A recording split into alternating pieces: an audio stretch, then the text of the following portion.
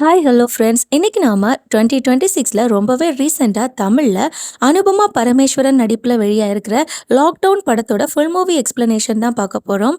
வாங்க நம்ம படத்தோட கதைக்குள்ள போகலாம். படத்தோட ஸ்டார்டிங் சீன்லயே 2020 நியூ இயர் செலிப்ரேஷன் நடக்கிற மாதிரி காட்டுறாங்க. இப்போ அனிதான்னு ஒரு பொண்ணை காட்டுறாங்க. இவங்க தான் நம்ம படத்தோட ஹீரோயின். நம்ம ஹீரோயினுக்கு அம்மா, அப்பா, ஒரு தங்கச்சி, ஒரு பாட்டியும் இருக்காங்க. நம்ம ஹீரோயினோட அப்பாவும் ஒரு வெல்டிங் ஷாப்ல வெல்டரா ஒர்க் பண்ணிக்கிட்டு இருக்காரு. அவரோட சம்பளத்துல தான் அந்த மொத்த ஃபேமிலியுமே கஷ்டப்பட்டு வாழ்ந்துகிட்டு இருக்காங்க. அவரு ரொம்பவே கஷ்டப்பட்டு வேலை பார்த்து நம்ம ஹீரோயினை நல்லா படிக்க வச்சு அவ ஒரு டிகிரியும் இப்ப வாங்கியிருக்கா. அப்பா இவ்வளோ நாட்களா கஷ்டப்பட்டு நம்ம குடும்பத்தை பார்த்துக்கிட்டதுனால நாம இனிமே வேலைக்கு போய் அப்பாவுக்கு ஹெல்ப் பண்ணணும் அப்படின்னு நம்ம ஹீரோயின் யோசிக்கிறாங்க. அதனால இப்ப நம்ம ஹீரோயின் நிறைய கம்பெனில ஒர்க்குக்காக அலைஞ்சுக்கிட்டு இருக்காங்க. அவங்க வேலை தேடி ஒவ்வொரு கம்பெனியா போகும் போதும் எல்லா இடத்துலயுமே நைட் ஷிஃப்ட் ஒர்க் இருக்குன்னு சொல்றாங்க. ஆனா நம்ம ஹீரோயினோட அப்பா நைட் ஷிஃப்ட் ஜாபுக்கு மட்டும் நீ போகக்கூடாது, வேற எந்த ஜாபுக்கும் நீ போகலான்னு சொல்லி அவளுக்கு ஸ்ட்ரிக்டா ஒரு கண்டிஷனை போட்டிருக்காரு. இதனாலவே நம்ம ஹீரோயினும் எல்லா கம்பெனிலையும் வர நைட் ஷிஃப்ட் ஒர்க்கை ரிஜெக்ட் பண்ணிடுறா. அவ இப்போ டே ஷிஃப்ட் ஜாபுக்காக ஒவ்வொரு கம்பெனியா தேடி அலைஞ்சிக்கிட்டு இருக்கா. அப்படி இருக்கும் போது ஒரு நாள் நம்ம ஹீரோயினோட அப்பா வீட்டுல அவரோட ஒய்ஃப் கிட்ட பேசிக்கிட்டு இருக்காரு. நான் வேலை பார்க்குற ஒர்க் ஷாப்போட ஓனர் அவரோட பொண்ணை ரொம்ப கஷ்டப்பட்டு காசெல்லாம் செலவு பண்ணி மெடிக்கலுக்கு படிக்க வச்சாரு. ஆனா இன்னைக்கு அந்த பொண்ணு ஒரு பையனை காதலிச்சு அவன் கூட ரெஜிஸ்டர் மேரேஜ் பண்ணிட்டு வீட்டை விட்டே ஓடி போயிட்டா. இத பார்த்து அவரு ரொம்பவே நொறுங்கி போனாரு. ரொம்ப கதறி துடிச்சாரு. இத பார்க்கும்போது எனக்கே ரொம்ப கஷ்டமா இருந்துச்சு. அவருக்கு வந்த மாதிரியான ஒரு சிச்சுவேஷன் எனக்கு வந்திருந்துன்னா கண்டிப்பா நான் எல்லாம் உயிரோட இருக்கவே மாட்டேன். நான் செத்து போயிருப்பேன் அப்படின்னு சொல்றாரு. இந்த மாதிரி ஹீரோயினோட அப்பா அவங்க மனைவி கிட்ட ரொம்பவே ஃபீல் பண்ணி பேசிக்கிட்டு இருக்கிறத வீட்ல இருக்கிற நம்ம ஹீரோயினும் கேக்குறாங்க. அதுல இருந்து நம்ம ஹீரோயினும் அப்பாவோட பாதி கஷ்டத்தை நாம ஏத்துக்கிட்டு வேலைக்கு போய் நல்ல காசு சம்பாதிச்சு அந்த காசை அப்பா கிட்ட கொடுத்து ஃபேமிலியை ரன் பண்ணணும். அது தவிர்த்து மற்றபடி காதல் கீதல்னு சொல்லி எந்த ஒரு வலையிலையும் நாம விழக்கூடாதுன்னு சொல்லி ரொம்பவே ஸ்ட்ராங்கா தான் இருக்காங்க. அப்படி இருக்கும்போது ஒரு நாள் வழக்கம் போல நம்ம ஹீரோயின் ஒவ்வொரு கம்பெனியா ஜாப் தேடி அலைஞ்சிட்டு இப்ப ரிட்டன் அவங்களோட வீட்டுக்கு வந்துட்டு இருக்கும் போது வழியில மெடிக்கல் ரெப்பா இருக்கிற ஒரு பையன் நம்ம ஹீரோயினை பார்த்து ப்ரொபோஸ் பண்றான். இவனோட பேரு ஜீவா. இவனும் நான் ரொம்ப நாட்களா உங்களை ஃபாலோ பண்ணிக்கிட்டு இருக்கேன். ஆனா உங்க முன்னாடி வந்து ப்ரொபோஸ் பண்றதுக்கு எனக்கு பயமா இருந்தது. இன்னைக்கு தான் நான் ரொம்ப தைரியமா உங்க முன்னாடி வந்திருக்கேன். ஸோ என்ன காதலிக்கிறீங்களா அப்படின்னு சொல்லி இவன் அவங்க கிட்ட டைரக்டா ப்ரொபோஸ் பண்றான். அதுக்கு நம்ம ஹீரோயினும் இதோ பாருங்க, எனக்கு லவ் பண்றதுக்கெல்லாம் டைமே இல்லை, எனக்கு நிறைய வேலைகள் இருக்கு. ஸோ அதனால உங்க டைமை வேஸ்ட் பண்ணாம நீங்க கிளம்பி போங்க அப்படின்னு சொல்லி நம்ம ஹீரோயின் அவரோட ப்ரொபோசலை ரிஜெக்ட் பண்ணிடுறாங்க. இப்போ நம்ம ஹீரோயின் ரொம்ப நாட்களா ஜாபுக்கு ட்ரை பண்ணி பார்த்தோம், அவங்களுக்கு எந்த ஜாபும் கிடைக்காதனால அவங்களுக்கு இப்போ அவங்க கூட காலேஜ்ல படிச்ச மீரான்னு ஒரு பொண்ணு ஐடில ஒர்க் பண்றது ஞாபகம் வருது. அதனால அந்த பொண்ணுக்கு கால் பண்ணி ஏதாச்சும் ஹெல்ப் கேட்கலாம்னு சொல்லி அவகிட்ட பேசுறா. நம்ம ஹீரோயினும் மீரா கிட்ட நீ ஒர்க் பண்ற கம்பெனில ஏதாச்சும் ஜாப் வேகன்சி இருந்தா என்னையும் ரெஃபர் பண்ணு அப்படின்னு சொல்லி கேட்பாங்க. அதுக்கு அவங்களும் சரி ஓகே, ஈவினிங் நீ என்னோட அபார்ட்மெண்ட்டுக்கு வா, அங்க வச்சு நாம இதை பத்தி நேர்ல மீட் பண்ணி பேசலாம் அப்படின்னு சொல்லி நம்ம ஹீரோயினை அவ கூப்பிடுவா. ஸோ அதனால இப்ப நம்ம ஹீரோயின் அன்னைக்கு ஈவினிங் அவங்களோட ஃப்ரெண்டு மீராவை மீட் பண்றதுக்காக போறாங்க. அவளோட அபார்ட்மெண்ட்டுக்கு போனதும் அவ நம்ம ஹீரோயினை கூட்டிட்டு ஜாப் விஷயமா உனக்கு இன்னொரு ஆளை நான் இன்ட்ரோ கொடுக்குறேன் அப்படின்னு சொல்லிட்டு பார்ட்டி நடக்கிற ஒரு இடத்துக்கு நம்ம ஹீரோயினை கூட்டிட்டு போறா. அங்க பசங்க பொண்ணுங்கன்னு வித்தியாசம் இல்லாம எல்லாருமே நல்லா சரக்கடிச்சு பார்ட்டியை என்ஜாய் பண்ணிக்கிட்டு இருக்காங்க. ஆனா இதெல்லாம் பாக்குற நம்ம ஹீரோயினுக்கு கொஞ்சம் வித்தியாசமா இருக்கு. அவங்களுக்கு இந்த மாதிரியான பழக்க வழக்கங்கள்லாம் கிடையாது.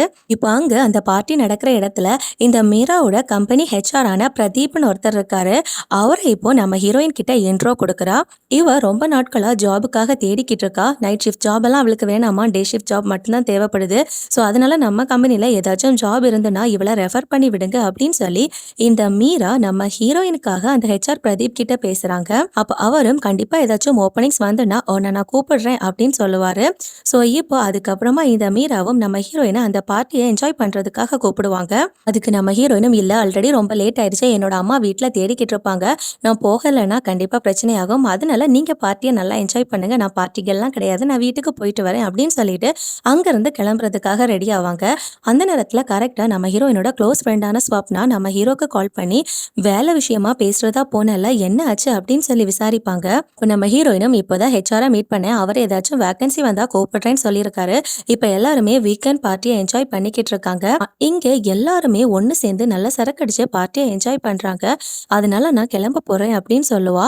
அதுக்கு அவளோட ஃப்ரெண்டும் இந்த சான்ஸை நீ மிஸ் பண்ணாத, நல்லா நீயும் சேர்ந்து அங்க பார்ட்டியை என்ஜாய் பண்ணு அப்படின்னு சொல்லுவா. இல்லடி ஆல்ரெடி ரொம்ப லேட் ஆயிடுச்சு, கொஞ்ச நேரத்துல என்னோட அம்மா என்ன காணும்னு சொல்லி எனக்கு கால் பண்ணுவாங்க, வீட்டுக்கு நான் பார்ட்டிக்கு போயிருக்கேன்லாம் தெரிஞ்சா ரொம்ப பிரச்சனையாகும், அதனால இதெல்லாம் வேணான்னு சொல்லுவாங்க. அதுக்கு அவங்களோட ஃப்ரெண்டு ஸ்வப்னாவும், நீ என்னோட வீட்ல ஸ்டே பண்ற மாதிரி உன் வீட்ல நீ சொல்லிரு, நாம 2 பேரும் கான்ஃபரன்ஸ் கால்ல போட்டு உன்னோட அப்பா அம்மா கிட்ட சொல்லலாம், நான் உனக்கு ஹெல்ப் பண்றேன்டி அப்படின்னு சொல்லிட்டு இப்போ நம்ம ஹீரோயினோட ஃப்ரெண்டு ஸ்வப்னா கான்ஃபரன்ஸ் கால் போட்டு நம்ம ஹீரோயினோட அப்பா அம்மா கிட்ட, அவ இன்னைக்கு எங்க வீட்ல தான் ஸ்டே பண்றா, நீங்க ஒன்றும் கவலைப்படாதீங்க, நாளைக்கு வீட்டுக்கு வந்துருவா அப்படின்னு சொல்றா. ஸோ அப்படி நம்ம ஹீரோயின் அவங்களோட அப்பா அம்மா கிட்ட தன்னோட க்ளோஸ் ஃப்ரெண்ட் ஸ்வப்னாவோட வீட்டில் ஸ்டே பண்ற மாதிரி சொல்லிட்டு அவ அன்னைக்கு நைட்டு அந்த பார்ட்டியை நல்லா என்ஜாய் பண்றா. இப்போ அந்த பார்ட்டியில நம்ம ஹீரோயின் கிட்ட சரக்கு அடிக்கிறதுக்காக சொல்றாங்க. ஆனா நம்ம ஹீரோயினுக்கு இதுவரை அந்த பழக்கம் இல்லாதனால அந்த ஸ்மெல்லே அவங்களுக்கு சுத்தமா பிடிக்கல. அதனால அவங்களும் ஒன்றும் பிரச்சனை இல்லை, ஒரு வாட்டி சும்மா ட்ரை பண்ணி பாரு அப்படின்னு சொல்லி நம்ம ஹீரோயினை ஃபோர்ஸ் பண்றதுனால இப்போ நம்ம ஹீரோயினும் சும்மா ட்ரை பண்ணி பார்க்கலாமேன்னு சொல்லி ட்ரை பண்ணி பார்க்கறாங்க. என்னதான் பிடிக்காம அவங்க குடிக்க ஆரம்பிச்சாலும் அந்த போதை அவங்களுக்கு ரொம்பவே பிடிச்சிருக்கு. ஸோ அதனால அவங்க நல்லா சரக்கு அடிக்கிறாங்க, நல்லா சரக்கு அடிச்சு ஃபுல் போதையில இருக்காங்க. அப்படி நம்ம ஹீரோயின் இங்க பார்ட்டில நல்லா சரக்கு அடிச்சிட்டு இருக்கிறத ஸ்டார்டிங்ல ஒரு மெடிக்கல் ரெப்பான ஜீவா நம்ம ஹீரோயின் கிட்ட ப்ரொபோஸ் பண்ணியிருப்பாங்க இல்லையா, அவனோட ஃப்ரெண்டு ஒருத்தன் இந்த பார்ட்டியில இருக்கான் போல, அவன் அதை பார்த்துடுறான். ஸோ அவனும் அந்த மெடிக்கல் ரெப் ஜீவாக்கு கால் பண்ணி, நீ ப்ரொபோஸ் பண்ண பொண்ணு இங்க பார்ட்டியில நல்லா சரக்கு அடிச்சிட்டு இருக்காடா அப்படின்னு சொல்லி இன்ஃபார்ம் பண்றான். இப்ப ஜீவாவும் அந்த பார்ட்டி நடக்கிற இடத்துக்கு வந்து, என்னங்க இந்த மாதிரி சரக்கு அடிச்சிட்டு இருக்கீங்க, உங்களையெல்லாம் நான் இந்த லெவலுக்கு எதிர்பார்க்கவே இல்லை அப்படின்னு சொல்லி அவன் பேசிக்கிட்டு இருப்பான். இதை கேட்டு கடுப்பான நம்ம ஹீரோயினும், அவங்க வேற போதையில இருக்காங்க, ஏய் இதெல்லாம் நீ என்கிட்ட பேசாத, நான் எனக்கு விருப்பப்பட்ட மாதிரி தான் சரக்கு அடிப்பேன் அப்படின்னு சொல்லிட்டு அந்த ஜீவாவை திட்டி அங்கிருந்து அனுப்பி வைக்கிறாங்க. இப்போ ரொம்ப மட்டையான நம்ம ஹீரோயின் அப்படியே அந்த இடத்துல மயக்கம் போட்டு விழுந்துடுறாங்க. அதனால இப்போ நம்ம ஹீரோயினை அவங்களோட ஃப்ரெண்ட் அந்த மீராவும் அந்த ஹெச்ஆர் பிரதீப்பும் சேர்ந்து ஒரு ரூம்ல கொண்டு போய் படுக்க வைக்கிறாங்க. எப்படியும் இன்னைக்கு எழும்ப மாட்டா, அவ ஃபுல் போதையில இருக்கா, நாளைக்கு அவளை பார்த்தா போதும் அப்படின்னு சொல்லிட்டு அங்கிருந்து போறாங்க. அங்க கட் பண்ணா இப்போ அடுத்த நாள் காலையில நம்ம ஹீரோயின் அந்த போதையெல்லாம் தெளிஞ்சு அவங்களோட வீட்டுக்கு வராங்க. இப்போ கரெக்டா 2 மாசம் கழிச்சு காட்டுறாங்க. அந்த ஹெச்ஆர் பிரதீப்பும் நம்ம ஹீரோயினுக்கு கால் பண்ணி, ஒரு வேகன்சி இருக்கு, நீ வேலைக்காக வா, 40,000 சேலரி அப்படின்னு நம்ம ஹீரோயின் கிட்ட சொல்றாங்க. இதை கேட்டு நம்ம ஹீரோயினுக்கு ரொம்பவே சந்தோஷம். அப்படி இருக்கும் போதுதான் இப்போ கொரோனா வந்திருக்குன்னு சொல்லி நியூஸ்ல எல்லாம் போட்டுக்கிட்டு இருக்காங்க. வெளிநாட்டுல எல்லாம் கொரோனா வந்துருச்சு, இப்போ கொஞ்சம் கொஞ்சமா நம்ம நாட்டிலையும் பரவிக்கிட்டு இருக்க மாதிரி நியூஸ் போடுறாங்க. அப்படி இருக்கும் போது நம்ம ஹீரோயினுக்கும் ஒரு நாள் உடம்பு சரியில்லாம போகுது, ஒருவேளை நமக்கும் கொரோனா வந்துருச்சோ அப்படின்னு நினைச்சிட்டு நம்ம ஹீரோயின் இப்போ டாக்டர் கிட்ட செக் பண்றதுக்காக போறாங்க.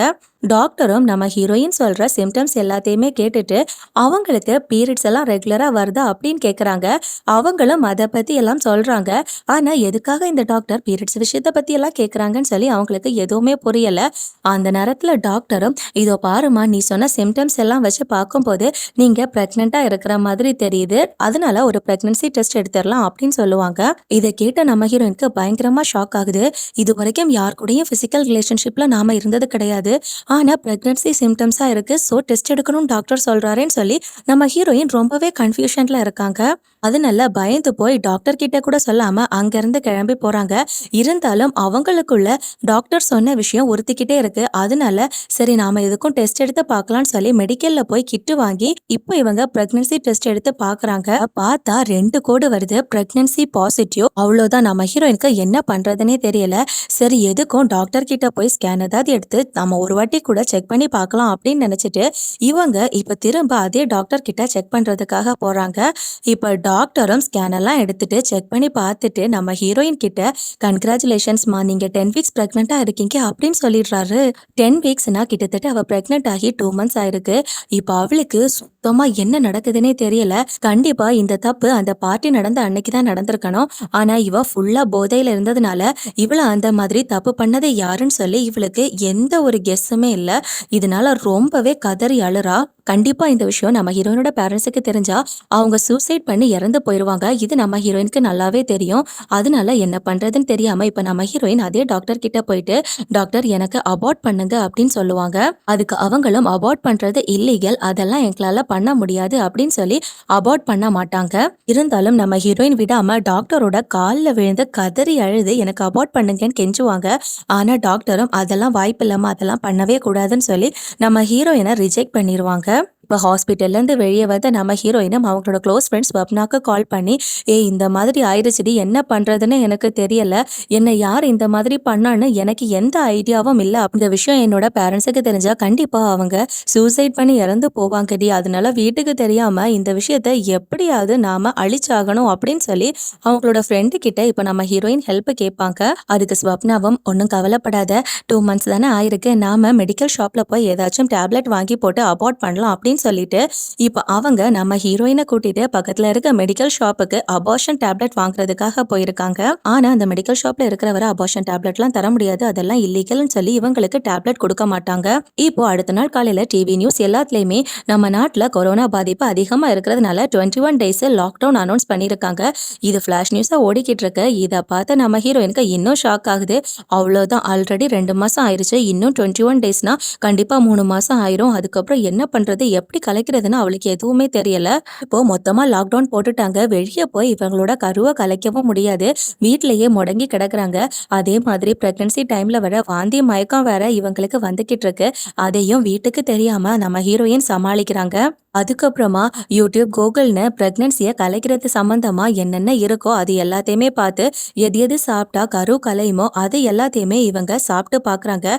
ஆனால் இவங்களோட நேரமோ என்னமோ தெரியல, என்ன சாப்பிட்டாலும் அவங்களோட கரு கலையவே இல்லை. அங்க கட் பண்ணா இப்போ 21 நாட்கள் லாக்டவுன் முடிஞ்சதுக்கு அப்புறமா நம்ம ஹீரோயினும் அவங்களோட க்ளோஸ் ஃப்ரெண்ட் ஸ்வப்னாவை கூட்டிட்டு இப்போ திரும்பவும் அதே மெடிக்கல் ஷாப்புக்கு அபார்ஷன் டேப்லெட் வாங்குறதுக்காக போறாங்க. அங்க இருக்கவங்களும் 2 மாசத்துல நீங்க வந்தப்பவே அது இல்லீகல் தரமாட்டோம்னு சொல்லி அனுப்பணும், இப்போ வேற 3 மாசம் ஆயிருச்சு, அதெல்லாம் இல்லீகல், டேப்லெட் தர முடியாது அப்படின்னு சொல்லிடுறாங்க. ஆனா நம்ம ஹீரோயினும் ஸ்வப்னாவும் ரொம்பவே கெஞ்சுறாங்க, ப்ளீஸ் எங்களுக்கு எப்படியாச்சும் ஹெல்ப் பண்ணுங்க அப்படின்னு சொல்லி கேட்கும்போது வேற வழி இல்லாம அவங்களும் ஒரு டாக்டரோட கான்டாக்ட் நம்பரை கொடுத்து அனுப்புறாங்க. ஸோ அதனால இப்போ நம்ம ஹீரோயினும் ஸ்வப்னாவும் அந்த டாக்டரை பார்க்கறதுக்காக போறாங்க. இந்த டாக்டர் கூட ஒரு கம்பவுண்டரும் ஒர்க் பண்ணிக்கிட்டு இருக்காங்க. இப்போ அந்த டாக்டரும், நீங்க 3 months பிரெக்னெண்டா இருக்கீங்க, இப்போ உங்களுக்கு அபார்ட் பண்றதுக்காக 30,000 ரூபாய் காசு செலவாகும் அப்படின்னு சொல்லுவாரு. ஸோ இப்போ இவங்களும் காசு அரேஞ்ச் பண்ணிட்டு நாங்க வரோம் அப்படின்னு சொல்லிட்டு இப்போ காசு அரேஞ்ச் பண்ண ரெடி பண்றாங்க. நம்ம ஹீரோயினும் அவங்களுக்கு தெரிஞ்ச ஃப்ரெண்ட்ஸ்க்கு எல்லாம் கால் பண்ணி கொஞ்சம் அர்ஜென்ட் காசு கிடைக்குமான்னு சொல்லி ஹெல்ப் கேட்பாங்க. அவங்களும் அவங்க கிட்ட இருக்கிற கொஞ்சம் கொஞ்சம் காசு கொடுத்து நம்ம ஹீரோயினுக்கு ஹெல்ப் பண்ணுவாங்க. இப்படி நம்ம ஹீரோயின் நிறைய பேருக்கு கால் பண்ணி காசு கேட்டுக்கிட்டு இருக்கிறத நம்ம ஹீரோயினோட பாட்டி பார்த்துடுறாங்க. அவங்களும், நீ எதுக்கு எல்லார்கிட்டையும் காசு கேட்டுக்கிட்டு இருக்கேன்னு சொல்லி கேட்கும்போது நம்ம ஹீரோயினும், என்னோட ஃப்ரெண்டோட அப்பாவுக்கு கொரோனா வந்து அவர் ஹாஸ்பிட்டல்ல அட்மிட் ஆயிருக்காரு, அவரோட மருத்துவ செலவுக்காக தான் நான் காசு கேட்டுக்கிட்டு இருக்கேன் அப்படின்னு சொல்லி சமாளிப்பாங்க. அதை கேட்ட பாட்டியும், ஐயோ அப்படின்னா என்கிட்டயும் கொஞ்சம் காசு இருக்கு, நான் சேர்த்து வச்சது அதையும் தரேன், நீ அவரோட மருத்துவ செலவுக்கு யூஸ் பண்ணிக்கோ அப்படின்னு சொல்லிட்டு அவங்க சேர்த்து வச்ச கொஞ்சம் காசையும் இப்போ நம்ம ஹீரோயின் கிட்ட கொடுப்பாங்க. இப்போ இவங்க எல்லார்கிட்டையும் காசு வாங்கினதுல 30,000 அந்த டாக்டர் கேட்டிருந்தாரு. ஆனா 20,000 தான் இவங்க கிட்ட இப்ப இருக்கு. சரி ஓகே, இதை வச்சு அந்த டாக்டரை பார்க்க போலான்னு சொல்லிட்டு நம்ம ஹீரோயின் ஸ்வப்னாவும் டாக்டர் கிட்ட போய், டாக்டர் இவ்வளோதான் இருக்கு அப்படின்னு சொல்லும் போது அவரும், நான் 30,000 ரூபாய் காசு கேட்டேன், நீங்க 20,000 ரூபாய் தான் கொண்டு வந்திருக்கீங்க, அதனால இதை இப்போ கொடுங்க, மிச்சம் 10,000 நீங்க இன்னும் எப்போ கொண்டு வரீங்களோ அப்போ நாம அபார்ட் பண்ணலாம் அப்படின்னு சொல்லி இவங்களை அனுப்பி வைப்பாரு. இப்போ நம்ம ஹீரோயினும் அவங்களோட இன்னொரு ஃப்ரெண்டு மீரா இருப்பாங்களே, அவங்க ஹெச்ஆர் பிரதீப்னு ஒருத்தரை நம்ம ஹீரோயினுக்கு இன்ட்ரோ கொடுத்துருப்பாங்களே, அந்த ஹெச்ஆர் பிரதீப்புக்கு நம்ம ஹீரோயின் கால் பண்ணி, எனக்கு அர்ஜென்ட் 10,000 ரூபாய் தேவைப்படுது, கொடுத்து ஹெல்ப் பண்ண முடியுமான்னு சொல்லி கேட்பாங்க. அவரும் நம்ம ஹீரோயினுக்கு 10,000 ரூபாய் கொடுத்து ஹெல்ப் பண்ணுவாரு. சரின்ட்டு இப்போ இந்த 10,000 ரூபாவை டாக்டர் கிட்ட கொடுத்து அபார்ட் பண்ணிடுவாருன்னு சொல்லி நினைச்சிட்டு இவங்க அந்த டாக்டரை பார்க்கறதுக்காக போறாங்க. அங்க போய் பார்த்தா அந்த டாக்டருக்கு கொரோனா வந்திருக்கு. ஸோ அதனால அவரை குவாரண்டைன்ல வச்சிருக்காங்க. ஸோ அதனால இப்போ என்ன பண்றதுன்னு தெரியாம நம்ம ஹீரோயினும் அப்படியே ஃபீல் பண்ணிக்கிட்டு இருப்பாங்க.